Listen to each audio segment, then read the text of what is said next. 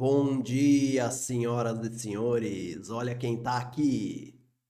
Meu nome é Leonardo e você está na Escola de Filosofia. Seja bem-vindo a mais uma aula. Hoje o bicho vai pegar.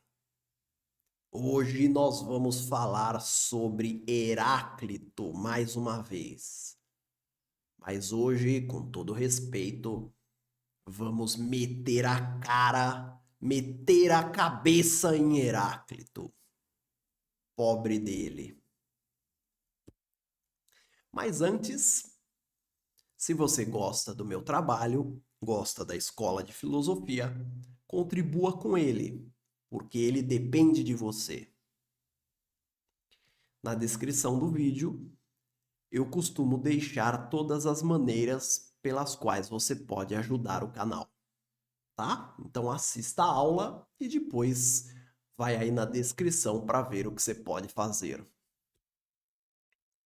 Sem mais delongas, vamos à aula? Bora!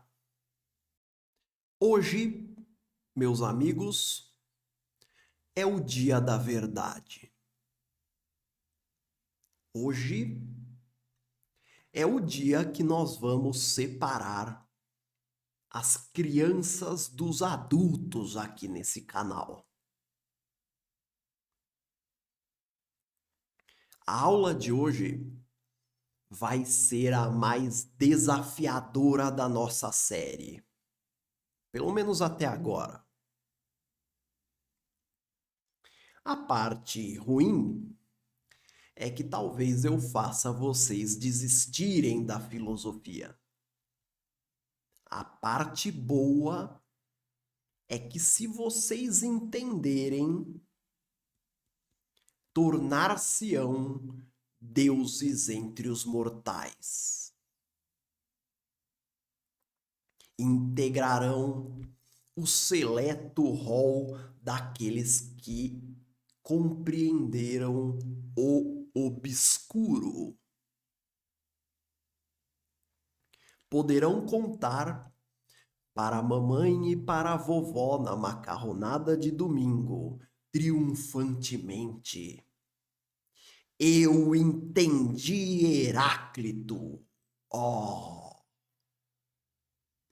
Imediatamente, uma aura de inteligência descerá sobre você e será reconhecida imediatamente pelos seus familiares.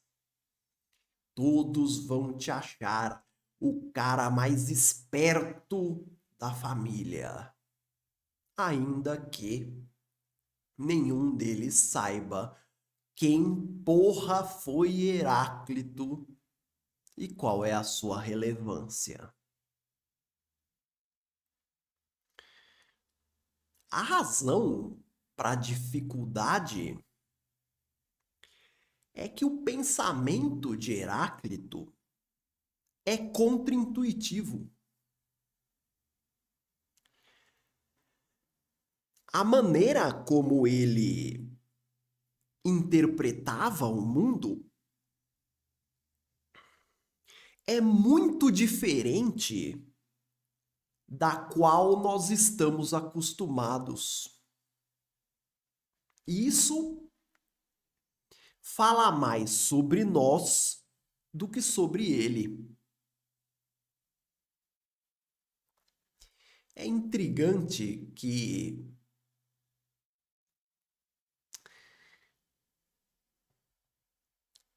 nós nunca achamos que o nosso pensamento é o produto de uma história, de uma construção histórica. Talvez um pouco por vaidade, nós queremos achar que o nosso pensamento é nosso. A gente controla o nosso pensamento. Quando a verdade é que a maior parte das coisas que a gente pensa foram construídas historicamente, porque há também uma história das ideias. a tradição de pensamento de Heráclito foi derrotada. Na história do pensamento, as ideias de Heráclito foram vencidas. Todos nós aprendemos a pensar com os adversários ideológicos de Heráclito. Heráclito perdeu.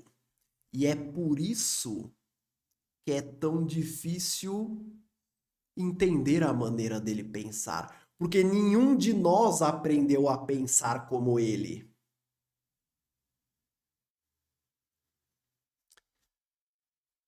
Lembre-se do que disse Aristóteles. Heráclito não segue as regras da lógica formal.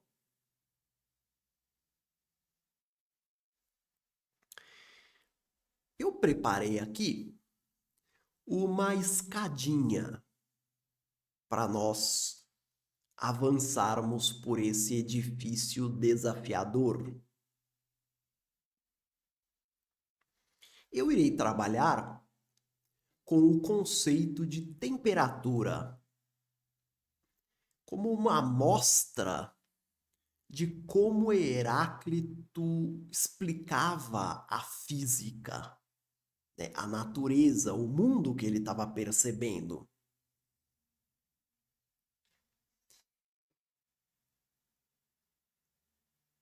No que for necessário, eu vou adaptar as ideias da física moderna às ideias dele, porque o que interessa é entender o seu pensamento. Então, se eu disser alguma coisa aqui que no paradigma da nossa física esteja incorreto, por favor, não venha nos comentários. Ei, professor, isso aí não é bem assim, porque não sei o que, não sei o que lá. Não me subestimem, tá bom? É isso aí. O que vocês precisam realmente é segurar a minha mão e confiar. E me seguir, para que a gente conheça o maravilhoso mundo de Heráclito. Estão prontos? Sigam meus bons. Na aula passada, nós definimos 3 pontos essenciais sobre a maneira dele pensar. O primeiro deles é que tudo flui. Tudo está em constante transformação. Tudo está em constante mudança. O segundo é que essa mudança não é caótica. Ela não é aleatória, como pensava o Crátilo. Ela obedece a uma lei. Existe uma inteligência, existe uma lógica na transformação.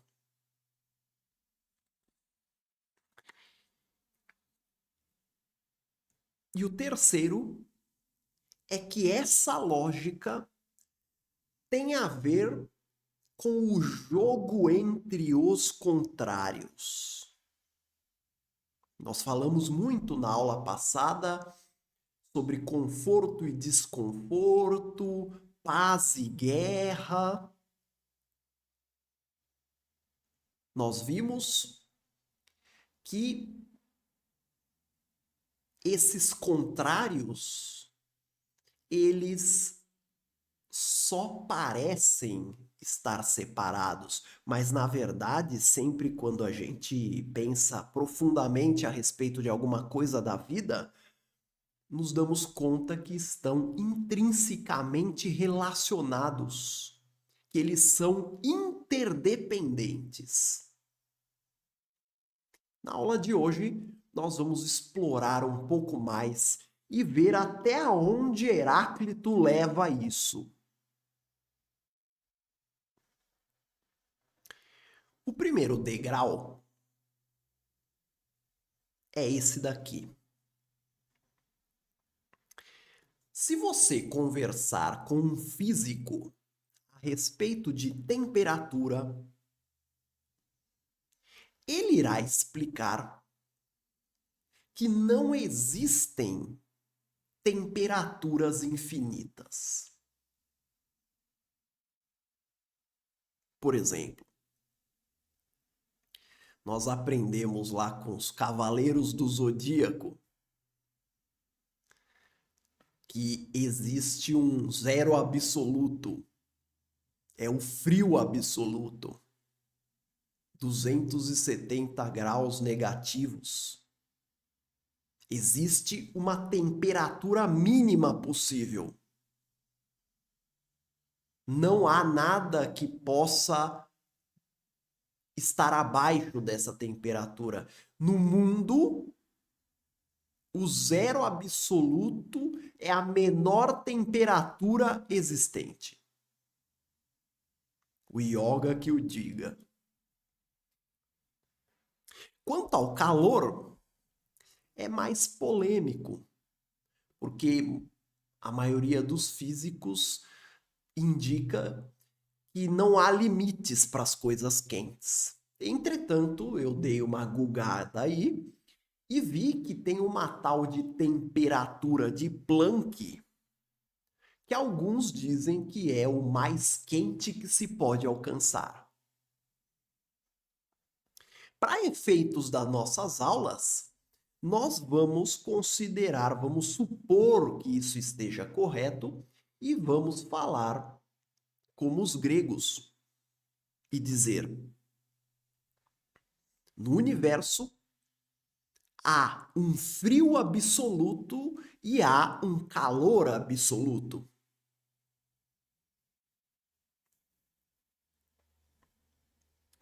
Isso posto, na prática, nós nunca experimentamos essas temperaturas.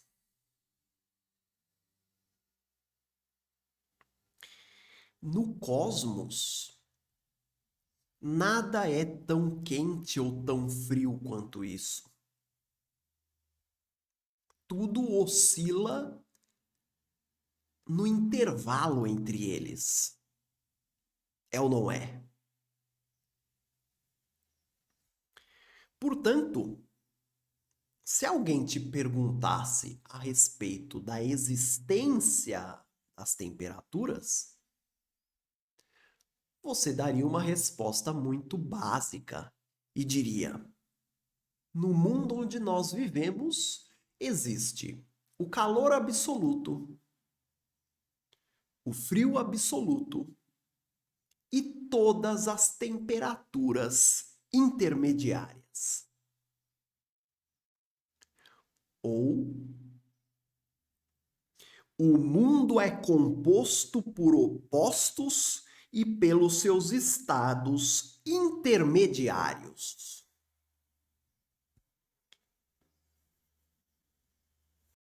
Num segundo degrau, há um fato bastante intrigante a respeito do calor e do frio. Eu aposto que vocês nunca pensaram nisso, ó.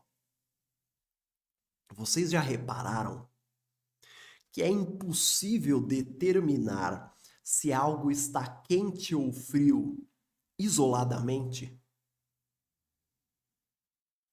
Por exemplo, você acorda de manhã e vê na mesa da cozinha uma xícara de café. Apenas olhando para ela, é possível dizer se ela está quente ou fria? Dá para saber se é uma xícara de alguém que fez na hora ou se esqueceram do dia anterior? Negativo.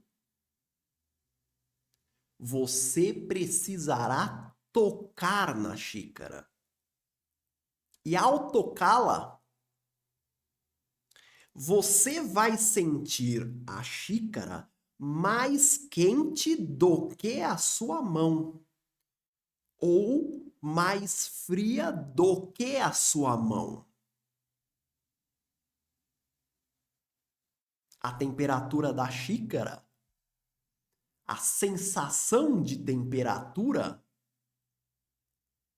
é relacional, é em relação à sua mão. No mundo físico, o calor e o frio, eles têm a ver com a troca de energia entre dois corpos. É exatamente isso que se passa. De maneira que só é possível dizer que algo é quente em relação a algo frio. E só é possível dizer que algo é frio em relação ao que é quente. Vai me dizer que você nunca tinha notado isso? Por que que você passa frio quando fica com febre? Não é porque o mundo ficou mais frio, é porque o seu corpo ficou mais quente.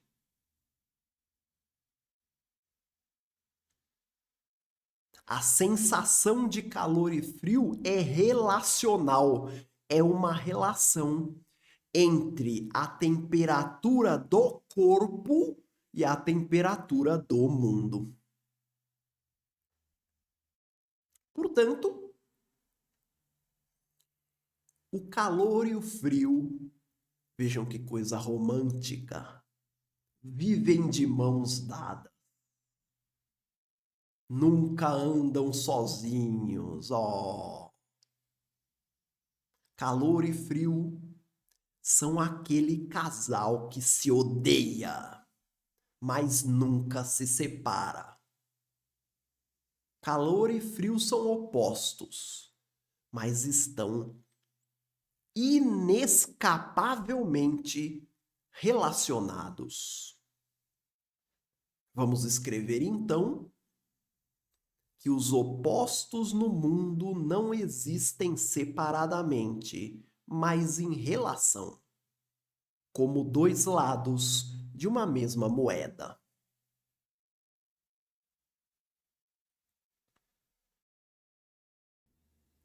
Para o terceiro degrau, imaginemos que você queira pintar um quadro, mas alguém só te entregou duas cores, o branco e o preto. E agora? Branco e preto são as únicas cores que se pode obter? Você não pode conseguir também todos os tons de cinza? Pode, né? Então você, artista talentoso que é, utilizando os tons de cinza, compõe uma bela obra. E vai mostrar para o seu melhor amigo. Em tom de gracejo, ele diz: Ah, assim fica fácil. Com esse monte de cores. Ao que você retruca: Como assim um monte de cores? Eu só tinha duas. As outras são apenas a mistura entre os opostos. É ou não é?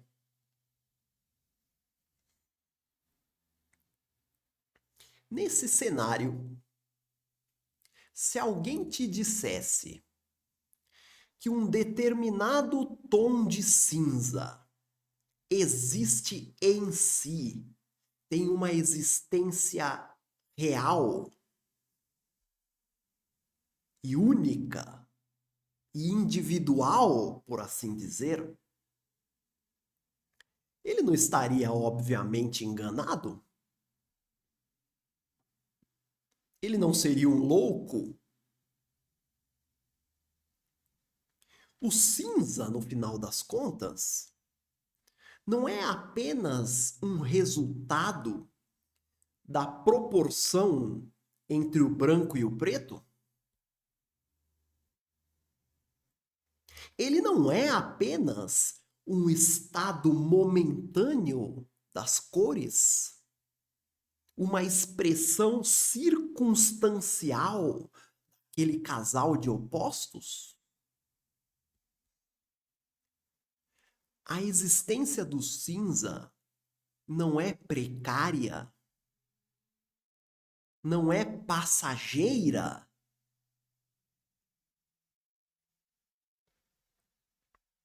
No fundo, ele não representa simplesmente uma mistura do branco e do preto que se obteve em um dado momento. É isso. O mesmo se passa com a temperatura ou com qualquer realidade intermediária. Quando você liga a televisão e o cara do telejornal, o William Bonner, ou sei lá quem que diz essas coisas, porque eu não assisto televisão. Se algum desses caras te diz que semana que vem vai fazer 35 graus no Rio de Janeiro, essa coisa chamada 35 graus não existe em si mesma. Não existe uma ideia perfeita de 35 graus. Porque o 35 graus é apenas um ponto de equilíbrio entre o calor absoluto e o frio absoluto em um espaço determinado da realidade. Porque se você for para Campos do Jordão, já não vai estar mais 35 graus.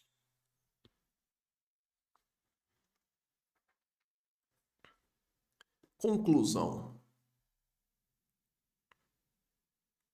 Assim como cores intermediárias e temperaturas intermediárias não existem em si, mas apenas como um momento da matéria, estados intermediários em si não existem. Se a gente há pouco tinha dito que o mundo é composto por opostos e seus estados intermediários, nós temos que reformular e escrever assim, ó. O mundo é composto por opostos. Os estados intermediários são meras transições. São simplesmente vir a ser.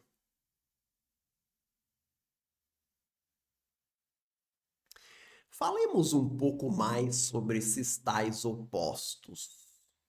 Você já está com a mão na cabeça, você já está dizendo, ai, professor, você vai acabar com os opostos também. Eu não, fica tranquilo. Quem vai acabar é Heráclito. Pelo jeito, o calor absoluto e o frio absoluto existem. Os estados intermediários certamente não existem. Só que o calor e o frio são relacionais.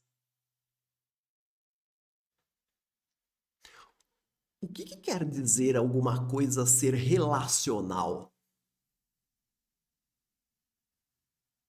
Relacional significa que a existência de um depende da existência do outro.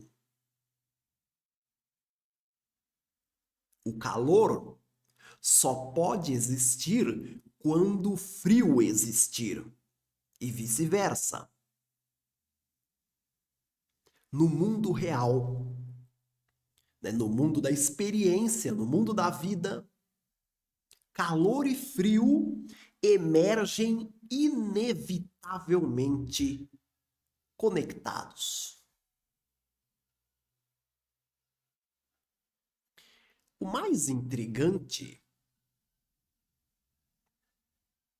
eu sempre lembro, quando eu era criança, eu adorava assistir Chaves.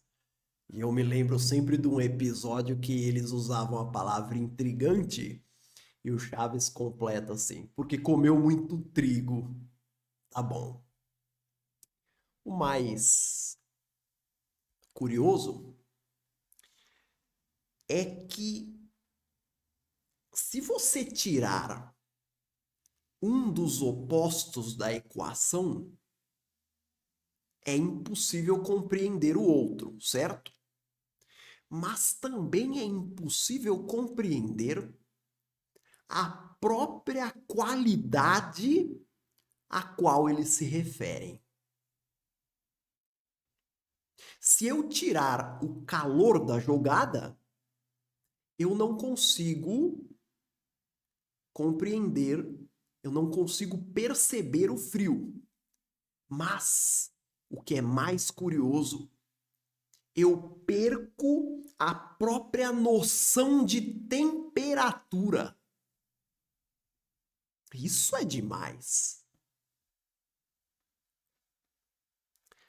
Vamos pensar um cenário. É só um exercício de raciocínio, tá?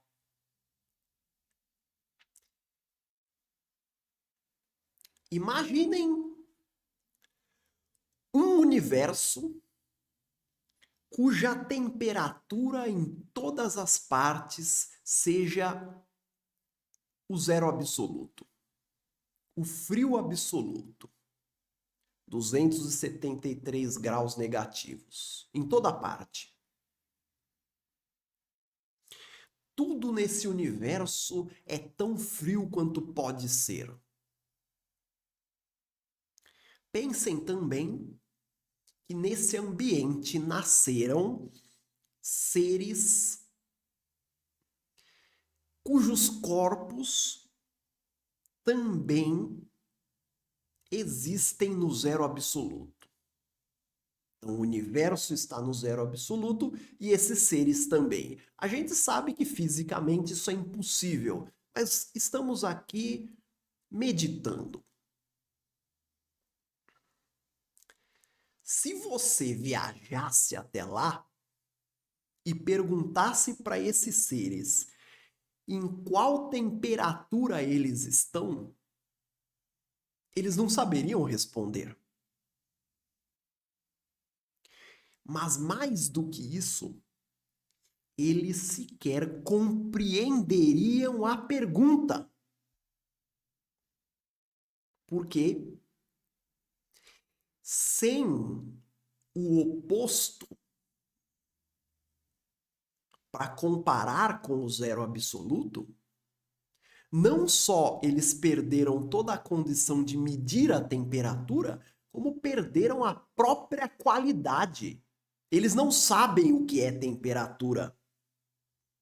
Eles não entendem o conceito de temperatura. O conceito de temperatura está fora das suas condições existenciais. É como se toda uma dimensão do mundo real que nós achamos muito importante para compreender uma série de fenômenos, é como se essa dimensão existencialmente estivesse fechada para eles.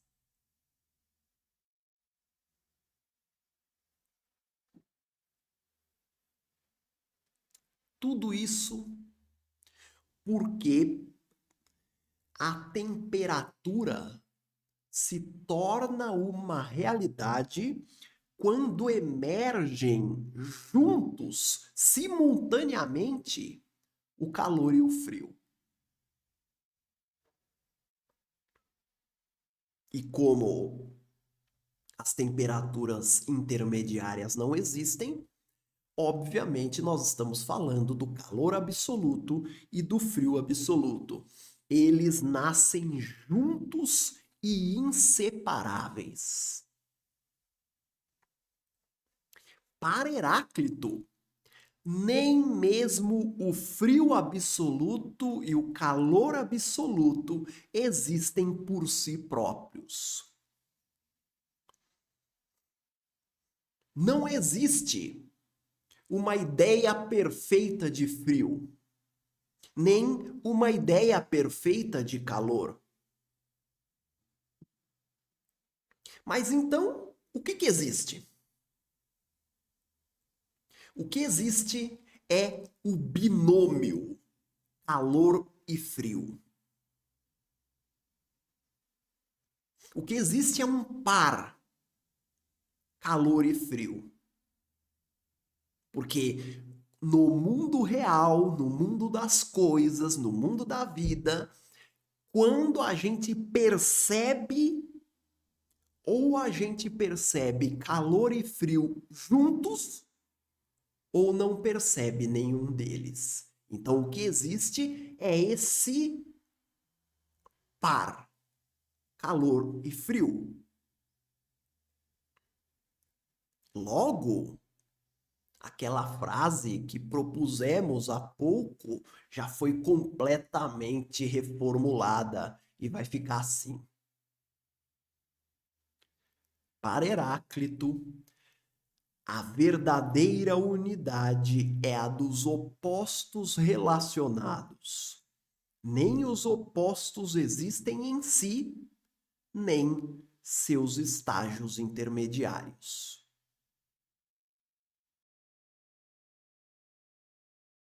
Olha só, deixa eu lhe fazer uma pergunta bem sincera.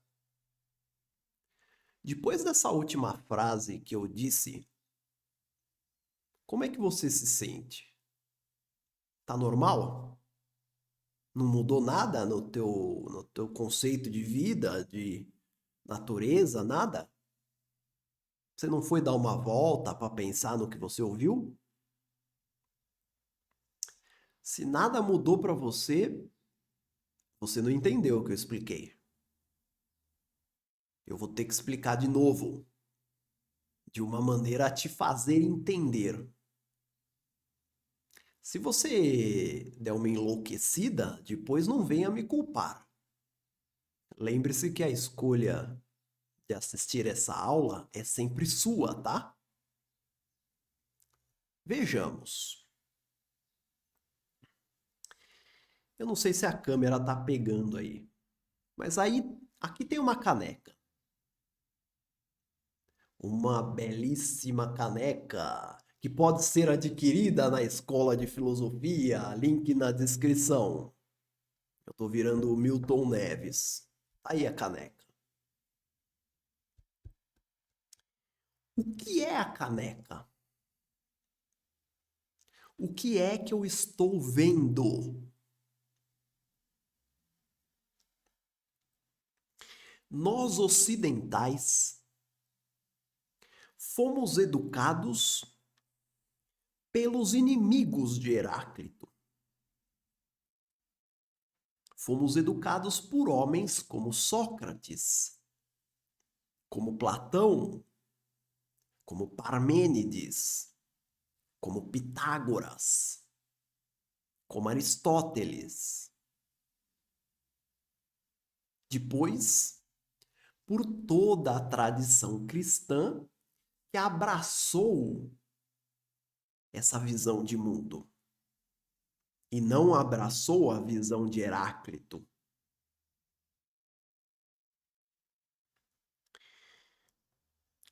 Para nós, a caneca é um objeto individual. Nós poderíamos falar como Platão em termos de uma ideia perfeita de caneca. Ou como Aristóteles para dizer que a caneca tem finalidade de caneca.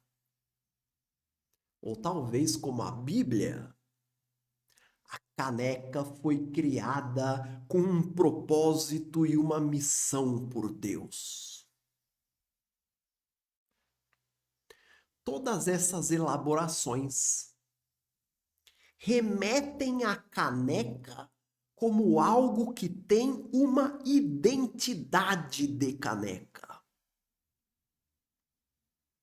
Como algo que é caneca e não é todo o resto. Como algo que é um ente único e particular. A nossa educação ocidental nos acostumou a interpretar o mundo como uma coletânea de indivíduos. A mesa, o tapete, a árvore, o carro, o professor, substantivos da palavra substância, essência.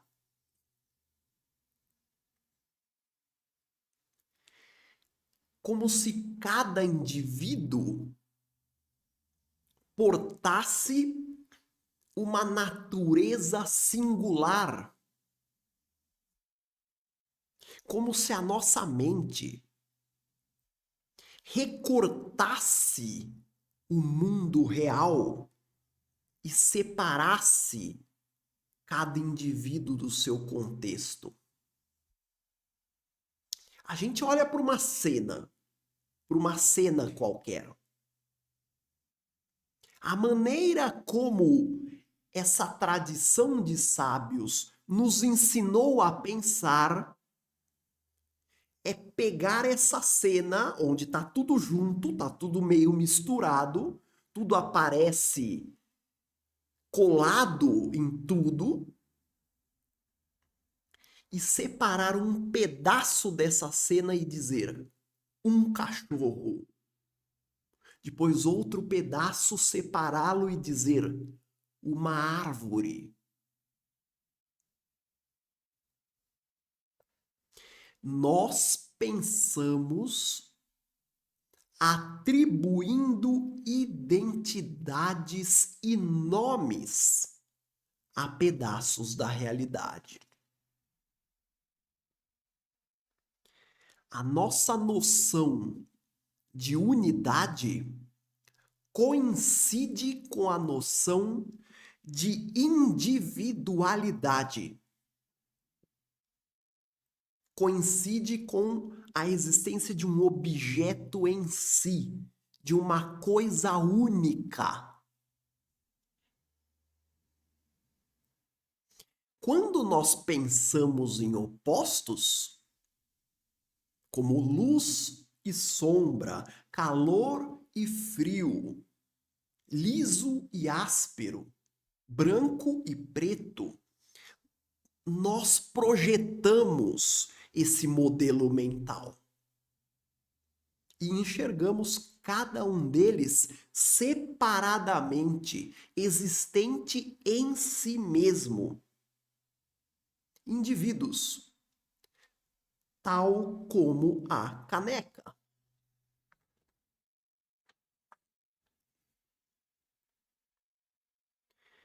Quando lidamos com opostos, justamente por pensarmos em termos de realidades em si, nós os tratamos como contraditórios, como excludentes, como se a existência de um impedisse a existência do outro. A gente não vive dizendo que dois corpos não podem ocupar o mesmo espaço ao mesmo tempo? Nós pensamos em termos de realidades em si e não concebemos que o diferente pode coabitar.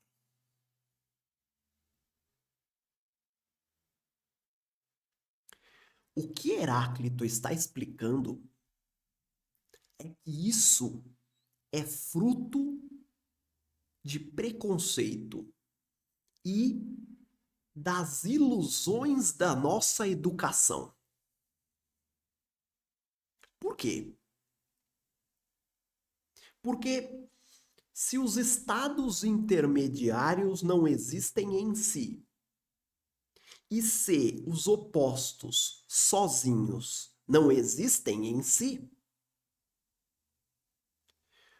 o que possui verdadeira existência?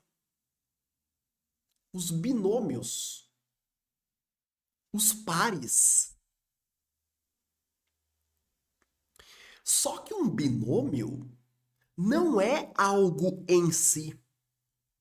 No sentido de que um binômio não é uma coisa determinada, como um cachorro, uma mesa, né, e uma caneca. O que é um binômio? Um binômio é um processo. Um binômio é um grupo de possibilidades. É um processo que inclui o quê? Inclui os dois opostos e todos os estágios intermediários. Mas nenhum deles existe em si. O que existe em si é todo o processo. Essa é a unidade de Heráclito, é o processo inteiro. Como é que ele chama esse processo?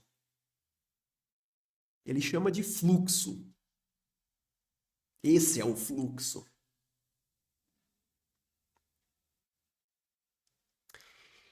Então veja, enquanto Platão pensava nos seres como ideias perfeitas em si, enquanto para Platão a unidade coincide com a forma perfeita do indivíduo, enquanto para Platão a caneca do mundo real é, na verdade, a imagem de uma ideia perfeita de caneca e, portanto, é algo individual, para Heráclito, a única e verdadeira unidade que se pode admitir é a de processos inteiros. São os fluxos. Não se pode admitir a existência do calor em si, nem do frio em si, nem de qualquer temperatura em si. O que existe? O que existe é um pacote, quente e frio. É o pacote inteiro.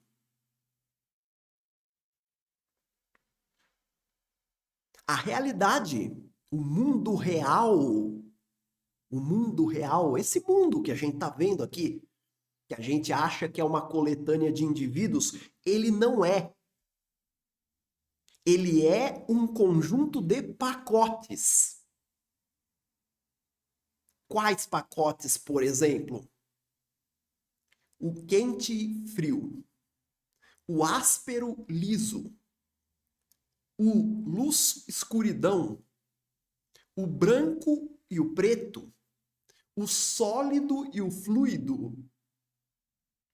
E também pacotes que se referem a qualidades da sociedade, o justo e o injusto, a paz e a guerra, etc. Cada um desses pacotes, a cada instante e em cada local da realidade, manifesta um dos seus estados intermediários.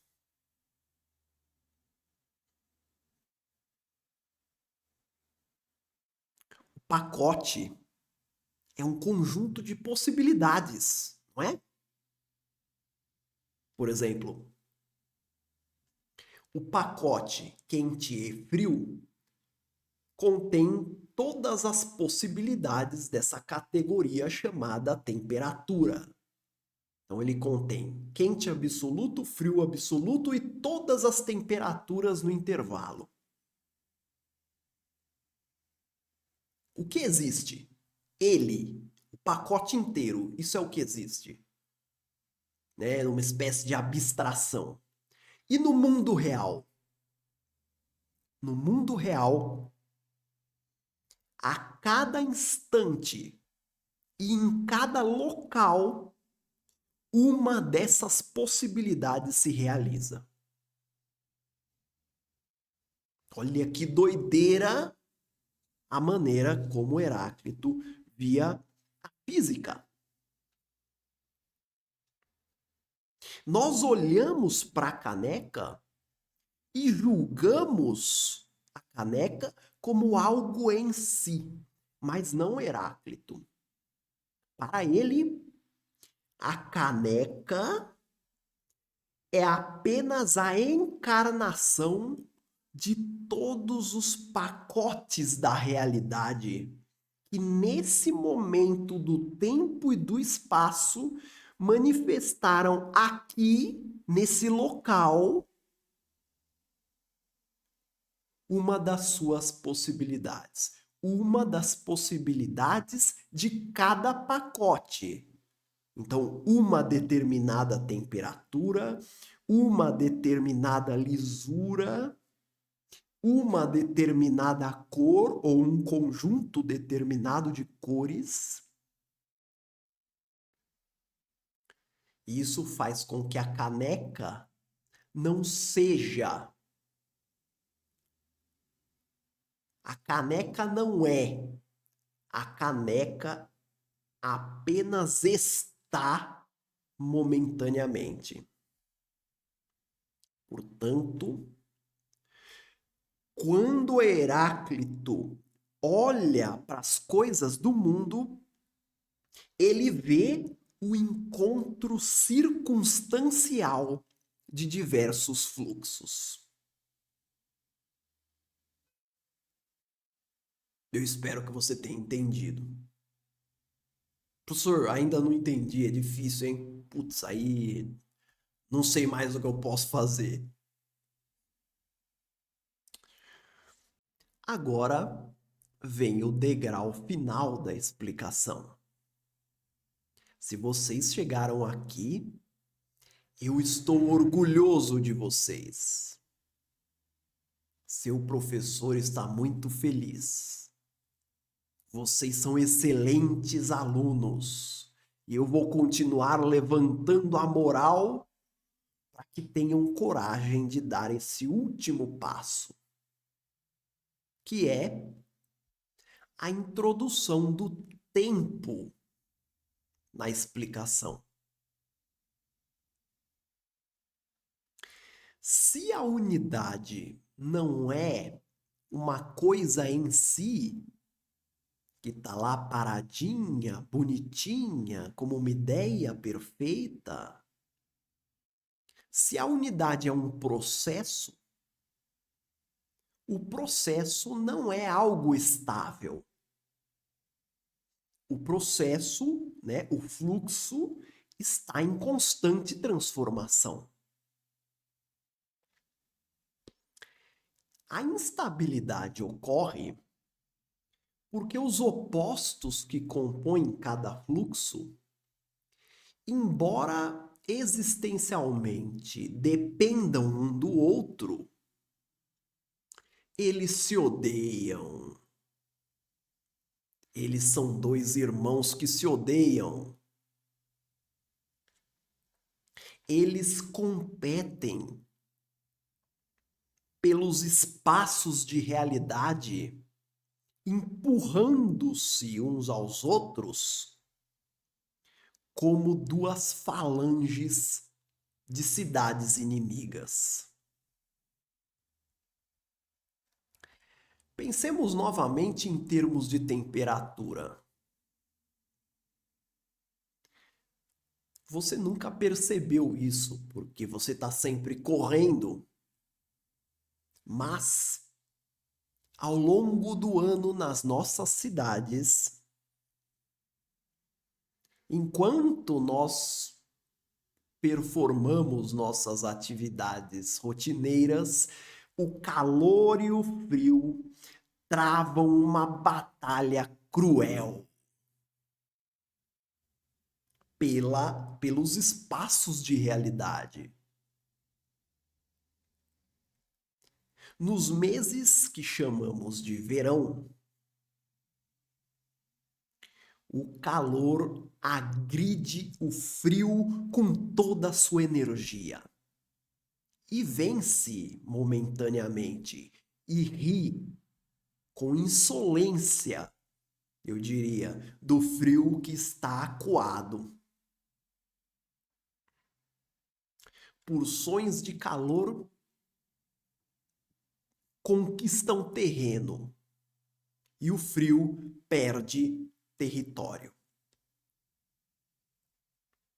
O tempo passa. O frio é aguerrido, é batalhador e ele retruca, substituindo o calor em partes cada vez mais amplas da realidade, se impõe.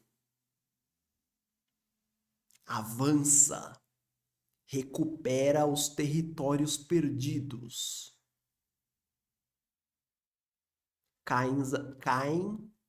Caem as folhas das árvores.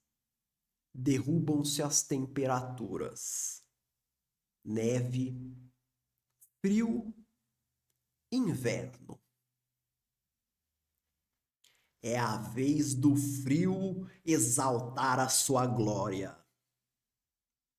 Por pouco tempo, o calor contra-ataca e o ciclo recomeça.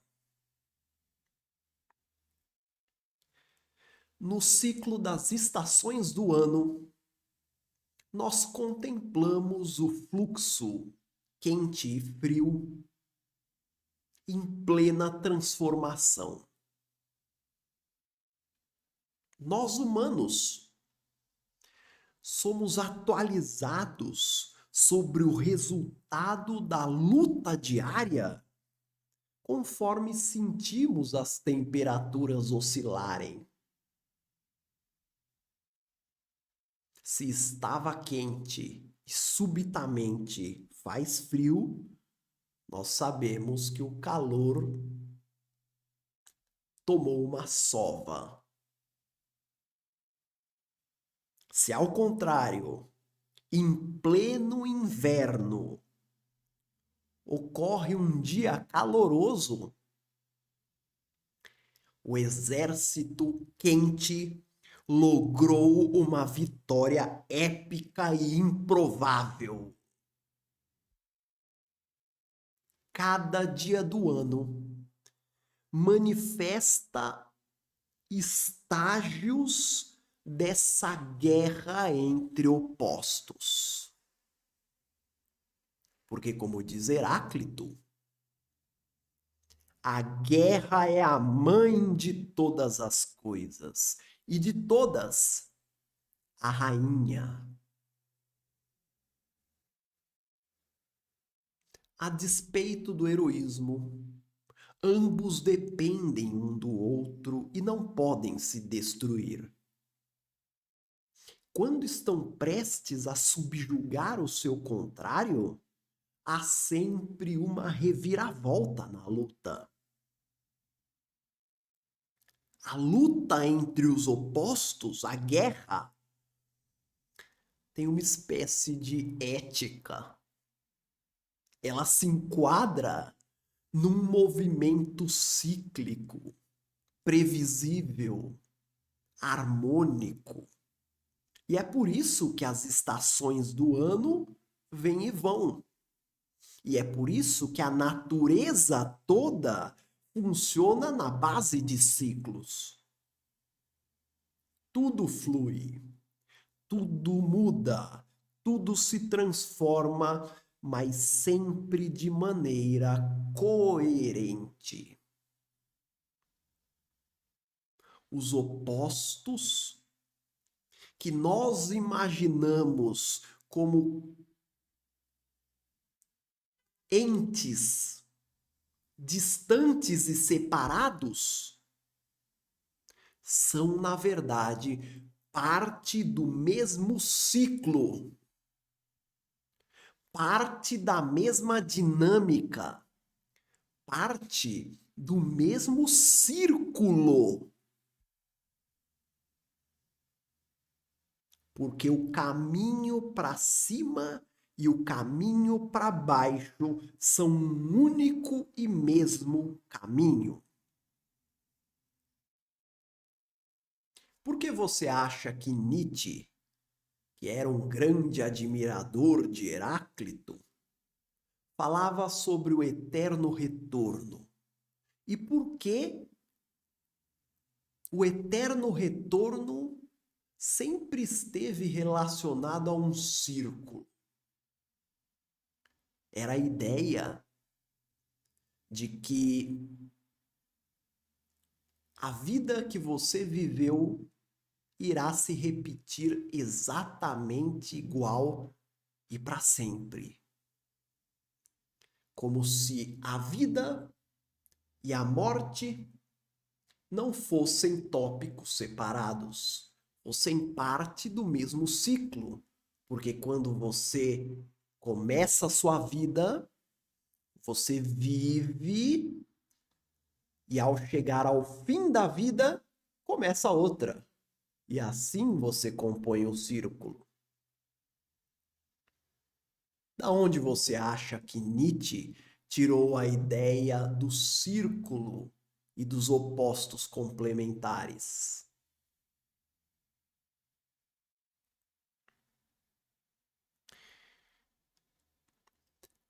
O que impõe aos opostos essa cadência?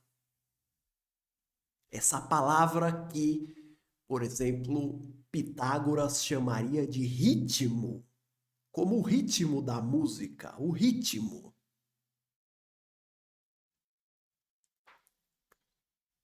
O que impõe aos opostos a cadência é uma inteligência cósmica. Aquilo que ele chamou de Logos. O nosso bom e velho Logos. Olha aí quem apareceu, hein? Na festa. O Logos é a lei cósmica que ensina os opostos a lutar. É aquilo que estabelece seus limites e que a moda de Anaximandro compensa e retribui a injustiça. Ou seja, quando o calor está no momento máximo de agressividade diante do frio, o Logos reverte a batalha e depois reverte de novo quando o frio é soberano, garantindo que tudo percorra o tempo de modo regular e cíclico.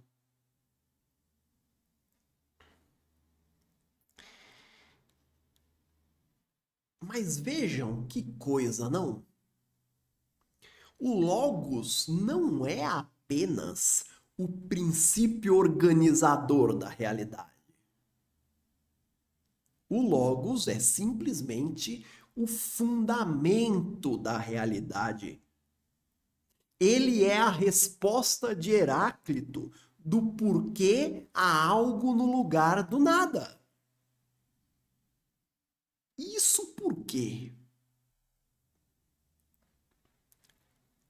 Porque o logos é o que evita que um oposto destrua o outro. Pense,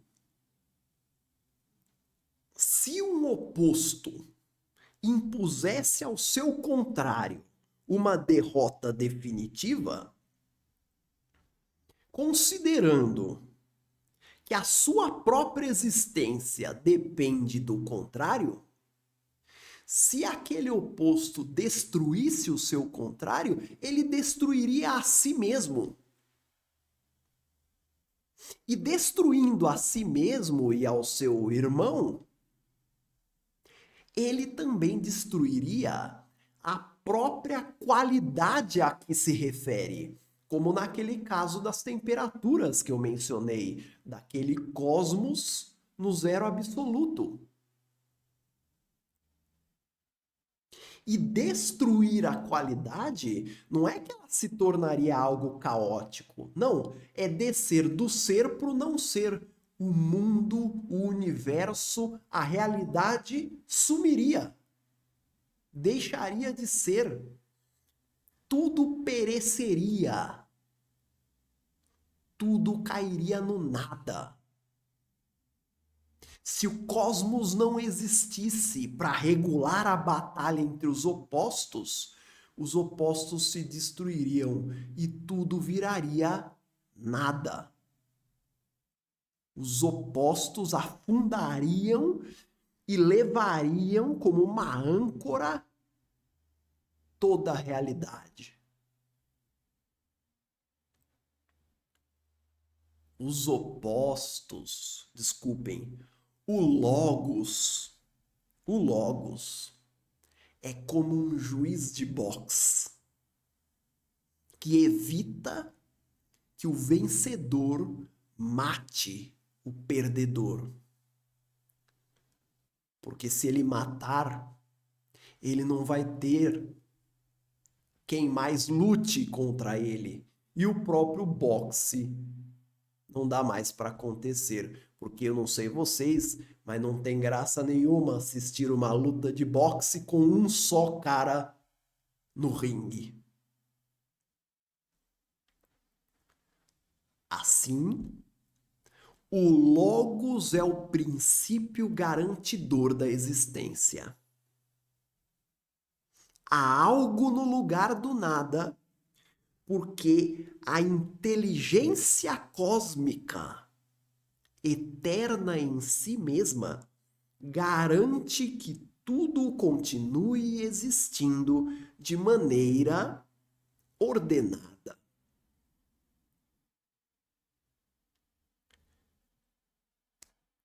Só existe uma sabedoria: reconhecer a inteligência que governa todas as coisas através de todas as coisas. Os aforismos estão se tornando claros.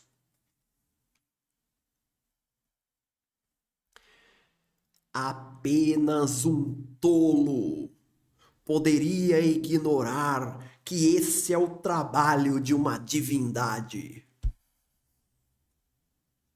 Apenas um nécio fingiria que essa coerência cósmica não é obra divina.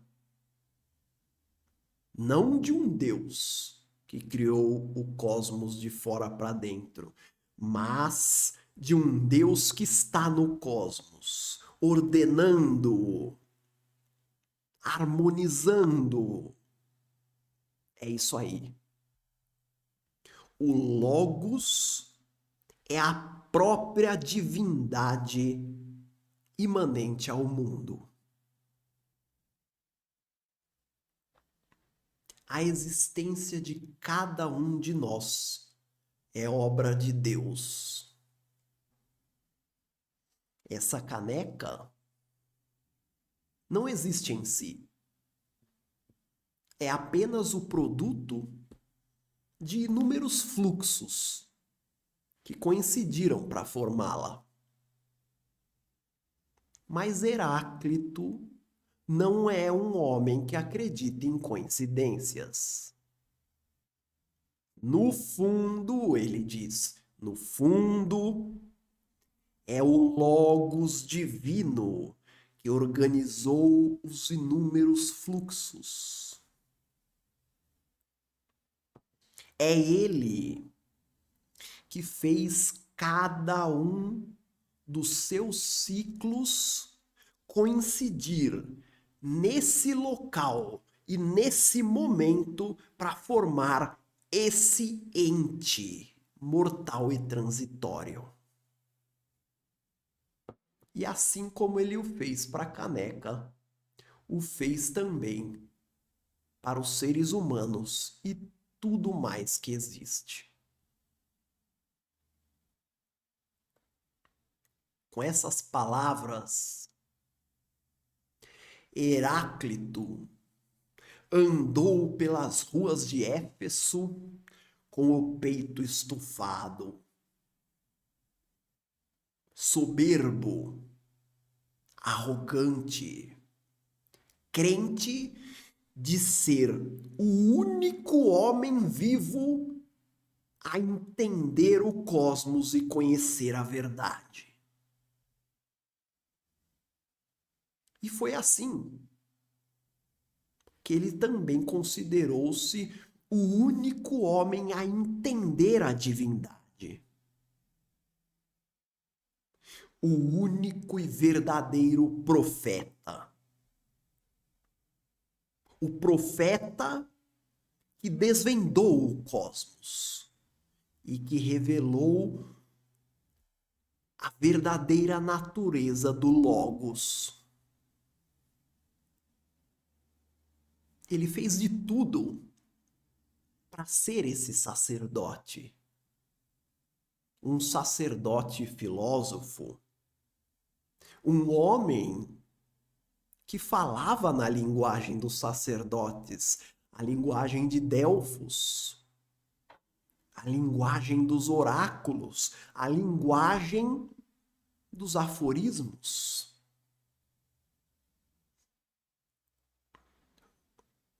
Foi ele que deixou a sua obra naquilo de mais próximo que ele pôde encontrar do Logos, o templo de Ártemis, a divindade dele. Era ele que falava coisas incompreensíveis ao homem comum, como geralmente são os profetas, como geralmente falam os profetas. Mas nós não somos mais homens comuns. Agora nós o entendemos e entramos no seleto grupo daqueles que compreenderam Heráclito. Meus parabéns. O mérito é todo de vocês.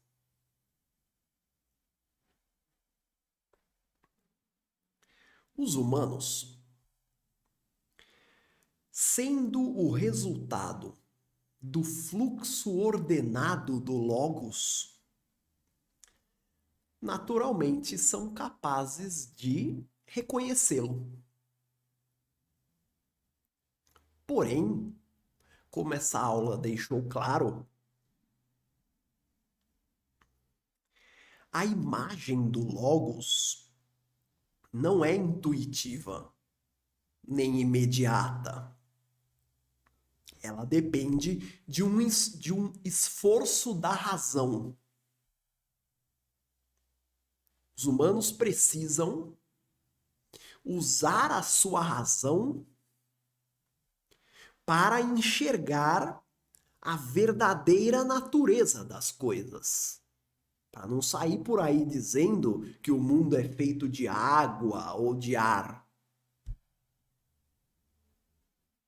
Porque Heráclito dizia: a verdadeira constituição das coisas gosta de se ocultar.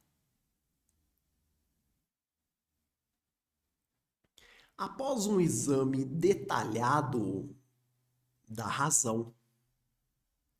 E reconhecendo plenamente a mudança e a transformação do mundo, é possível concluir que o Logos se manifesta no mundo através de uma substância material. Uma substância que expressa o Logos na realidade sensível. Ela não é a água, não é o ar, não é o ápeiron. Ela é o fogo. O fogo. O fogo é a perfeita expressão do Logos divino. É o perfeito exemplar da perene mutação, da perpétua transformação. Olhem para ele. É só olhar para ele e tudo fica muito claro. Dá uma olhada. Olha como o fogo está sempre vivo. Olhe o fogo sempre agitado. Olha o fogo arteiro. Olha o fogo travesso, sempre em movimento, nunca estático. O fogo é a marca da transformação. Eis algo que vocês nunca pensaram. O fogo é a fronteira entre os ciclos destrutivos e os ciclos criativos nas coisas mortais. Como assim, professor? Tô aqui. Não se preocupa. Tamo junto, pô. Pega aí uma barra de bronze. Você tem um lingote de bronze. E você quer transformá-lo numa lança para equipar um hoplita. Você vai pegar esse lingote e vai jogar na forja. O que tem na forja? O fogo. E aí o fogo destrói a barra para depois nascer a lança. O fogo é o intermediário entre a destruição e a criação. O fogo é aquilo que cria condições para a mudança. Porque se a gente diz que a realidade está em constante mutação, e se eu disse na última aula que o futuro é sempre novo e inédito, o novo e o inédito não depende da destruição e da substituição do passado? Qual elemento poderia simbolizar isso melhor do que o fogo? Não é Heráclito que diz? Todas as coisas são trocadas por fogo, e o fogo por todas as coisas, como mercadorias por ouro e ouro por mercadorias. O fogo é dinâmico e, sem controle, poderia destruir tudo ao seu redor, inclusive as condições para sua própria existência. Porque se eu tenho numa lareira um tronco e esse tronco está sendo destruído pelo fogo, O fogo está vivo por causa do tronco. Mas e se o fogo destruir completamente o tronco? Some o tronco e some também o fogo.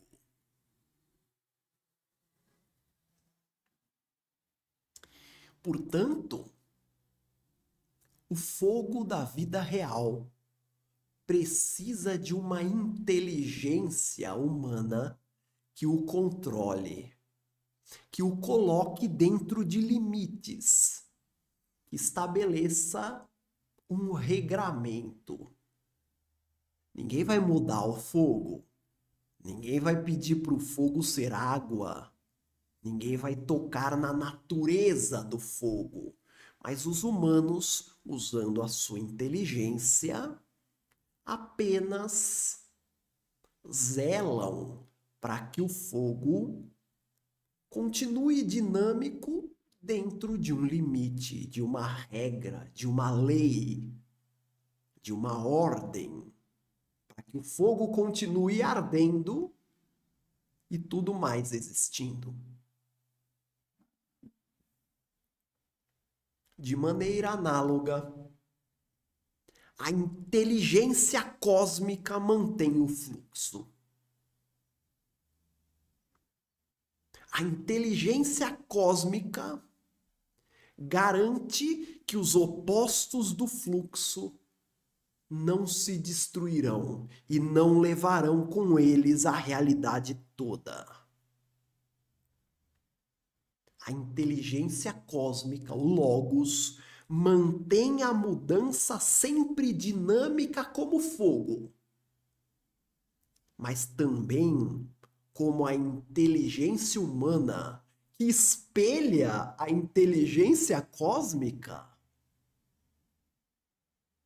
ela também mantém o fluxo em equilíbrio, sempre previsível, sempre cíclico. O fluxo como o fogo perfeitamente controlado. Eis Heráclito.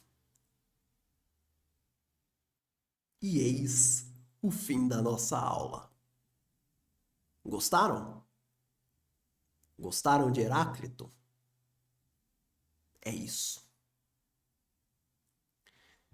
Muito obrigado a todos que assistiram.